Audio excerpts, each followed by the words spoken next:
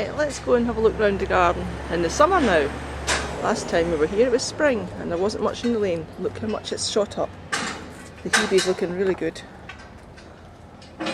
Excellent for bees. And other small invertebrates.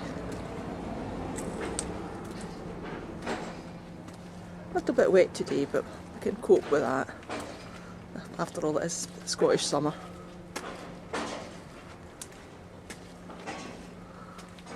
Certainly lots of new growth in the buddleia.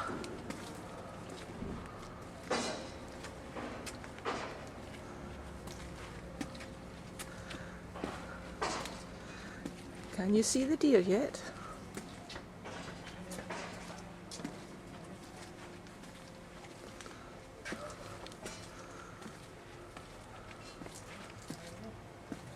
Lots of patches of colour in the lane. Our yellow brick road. Coming up now to the second gate. There's the deer. And we're on Green Gym Day, which is outdoor exercise for anyone who'd like to come along. This is Andrew getting his gloves on, ready for some digging.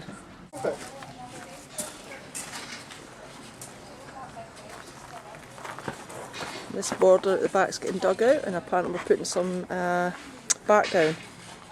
We were intending to put a raised border in, but it might maybe be too close to the greenhouse. There's Celia and George in the greenhouse.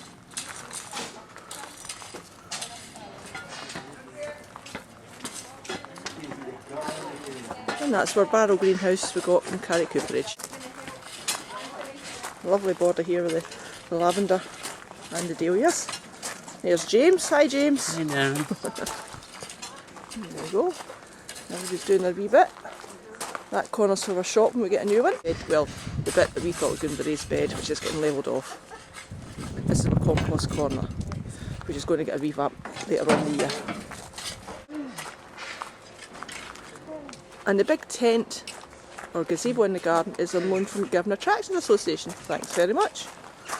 We had a yurt in this space before, which we'd have seen in the spring video. And of course, my cabin and our wee tea shop. Lots of nice borders with lots of beautiful plants coming out now. And that's Graham over there inspecting some weeds by the looks of it. Yep, he's inspecting something. That's the slabbing in the front of it, just newly weeded.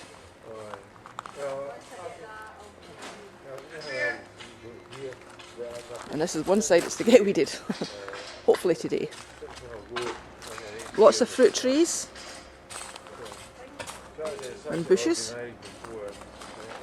It's not really quite as wild, although this wildlife corner is wild now.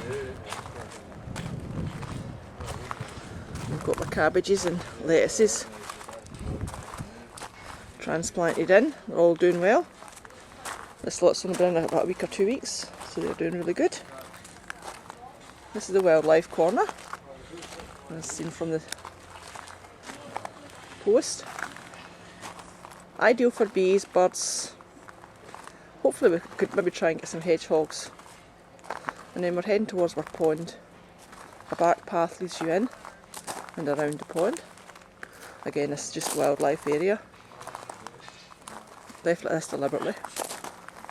The pond is actually needing some work done on it. We've got a green pond rather than a clear pond. And I think that's something to do with the light not getting into it. Even though we have a solar panel there. We've got a whole lot of trees in at the back here. And we've got our bug hotel.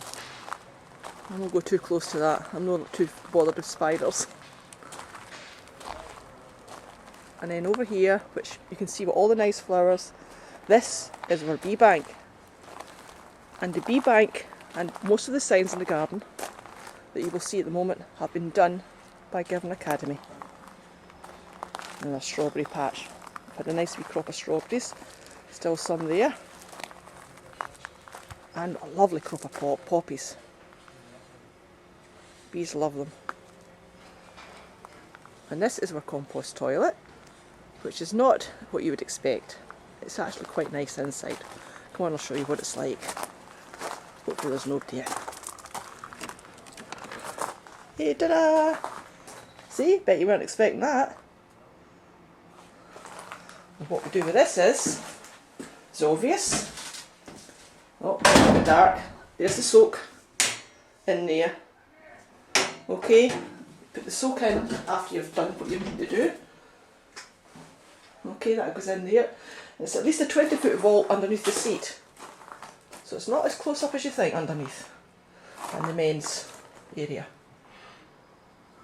An ideal toilet for the garden, as we have no power and no running water.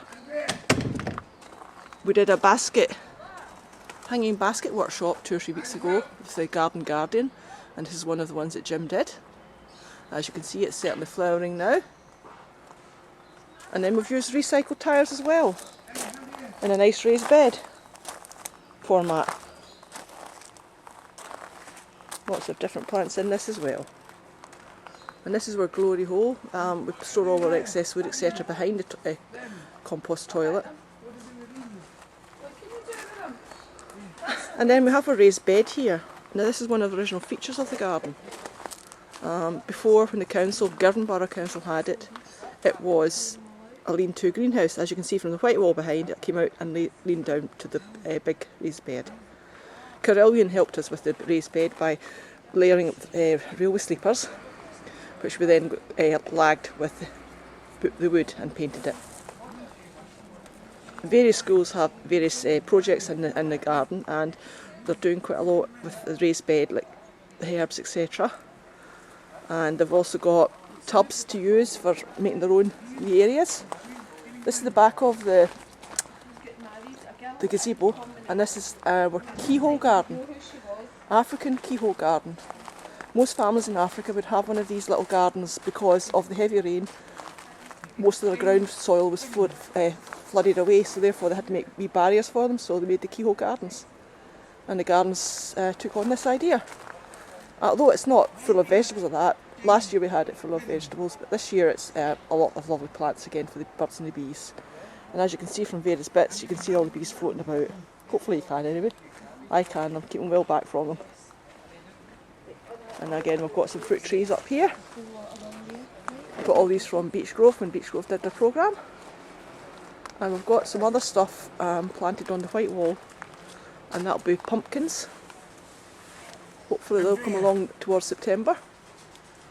Marrows and pumpkins, and they should get quite big. Andrea. Yes. Here's Graham doing his bit of weeding.